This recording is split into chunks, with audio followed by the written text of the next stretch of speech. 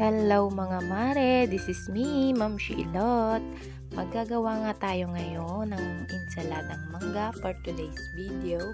Nakabili nga ako mga mare ng isang kilong Indian mango, yan, 50 pesos ang isang kilo.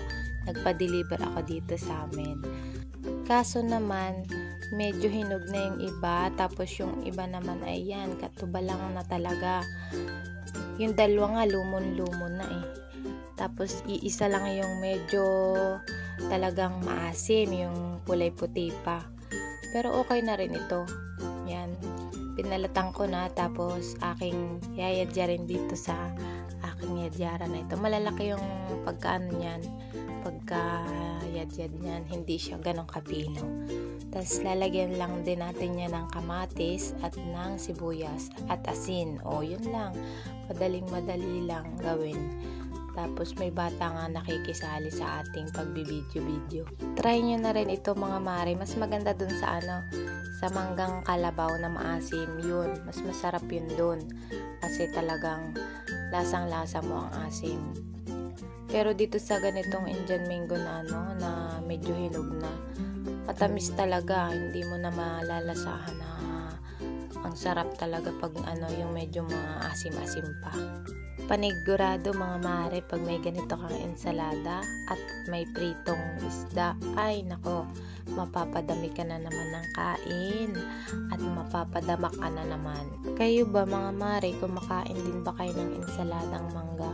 Meron kasing mga taong hindi kumakain eh, lalo na yung asawa ko. Gusto niya yung maasim, ayaw niya ng ganito, yung hinog na. Iba-iba naman talaga tayo ng mga panlasa eh. May mga bagay na gustong-gusto mong kainin, tapos meron namang mga bagay na ayaw naman ng iba. Kaya mga mare, ano pang hinihintay nyo? I-try nyo na rin ito sa inyo. Gumawa na rin kayo ng ensaladang mangga. At nako, masarap talaga to mga mare. Walang halong biro. Tapos partneran mo nga mare ng pritong isda. Ay nako, limot mo ang mga problema mo kapag nakakain ka niyan.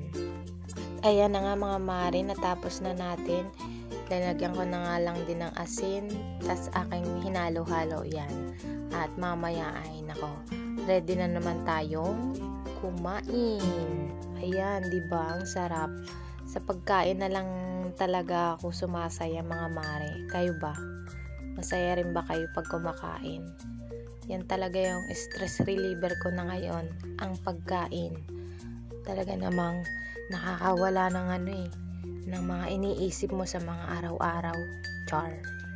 Sino ba namang hindi sasaya kapag ganyan naman kasarap yung pagkain mo, diba? Kaya ano pang hinihintay nyo mga mare? I-try nyo na rin. At kain na na!